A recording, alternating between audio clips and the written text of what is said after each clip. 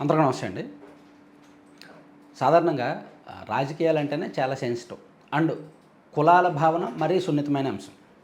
So ఈ రెండింటిని balance చేయాలి అంటే అక్కడ ఎమ్మెల్యేలుగా గెలిచిన వాళ్ళు, పర్టికులర్గా రిజర్వ్డ్ నియోజకవర్గాల్లో గెలిచిన వాళ్ళు చాలా జాగ్రత్తగా వ్యవహరించాలి.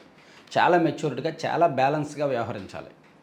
కానీ ఆ మెచ్యూరిటీ లోపిస్తోంది ఎవరు అధికారంలో ఉన్నా సరే. ఈ రిజర్వ్డ్ నియోజకవర్గాల్లో గెలిచిన వాళ్ళు ఒకరైతే పెత్తనం మరొకరికి ఉంటుంది. అది దానివలన ఒకసారి రిజర్వ్డ్ నియోజకవర్గాలు గెలుచుకున్న పార్టీలు మళ్ళీ ఎన్నికకు వాటిని నిలబెట్టుకోలేకపోతున్నారు.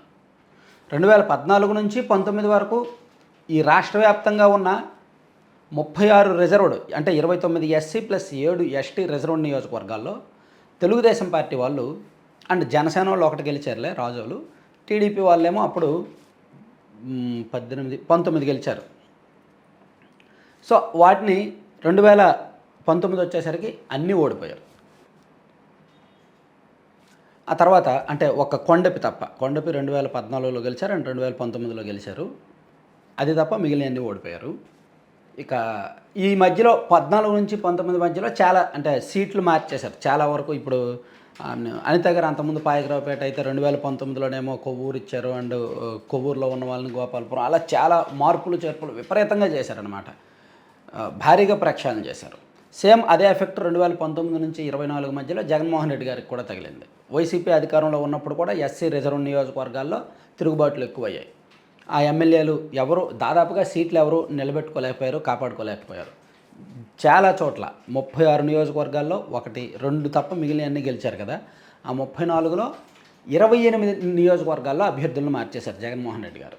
పోనీ అదేమైనా ఫలించిందంటే అది ఫలించలా, అది వికటించింది. వైఎస్ఆర్ కాంగ్రెస్ పార్టీకి వ్యతిరేక తీర్పు వచ్చింది.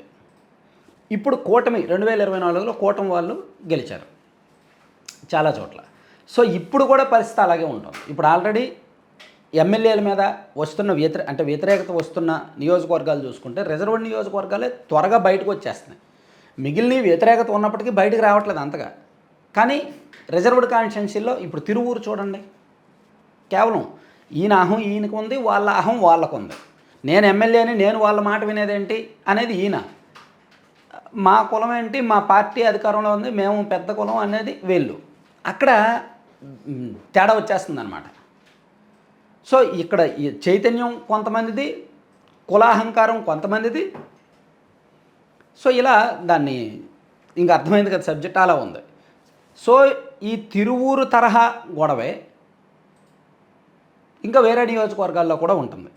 ఇప్పుడు కొవ్వూరు, చింతలపూడి లాంటి నియోజకవర్గాల్లో చింతలపూడిలో ఉంది.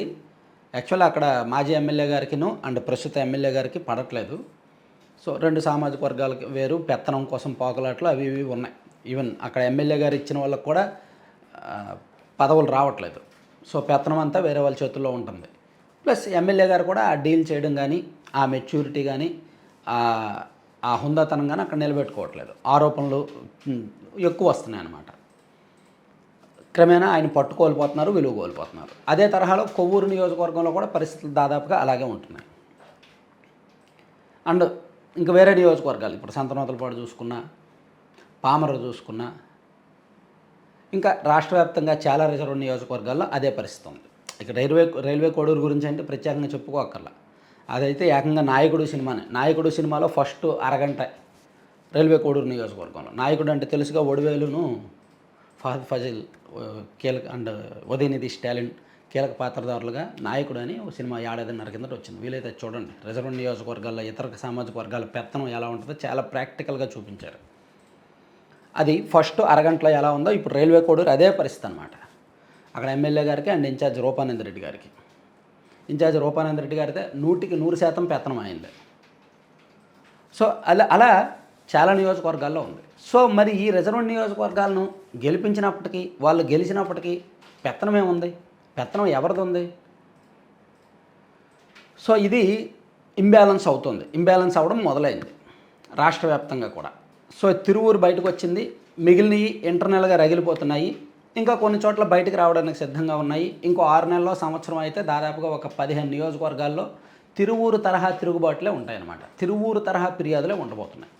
ఆల్రెడీ ఇంటర్నల్ వ్యవహారాలను బట్టి జరుగుతుంది. సో ఇప్పుడు నుంచి అలర్ట్ అయ్యి కొంచెం ఇంటర్నల్గా సరి చేసుకుంటే పర్వాలేదు. లేకపోతే మాత్రం ఈ చింతలపూడి కావచ్చు అండ్ పామర్రు కావచ్చు, సంతనూతలపాడు కానీ లేకపోతే ఇది ఈ నియోజకవర్గాలన్నీ కూడా కొవ్వూరు లాంటి నియోజకవర్గాలు కావచ్చు కొంచెం బయటకు వచ్చే అవకాశం అయితే ఉంది.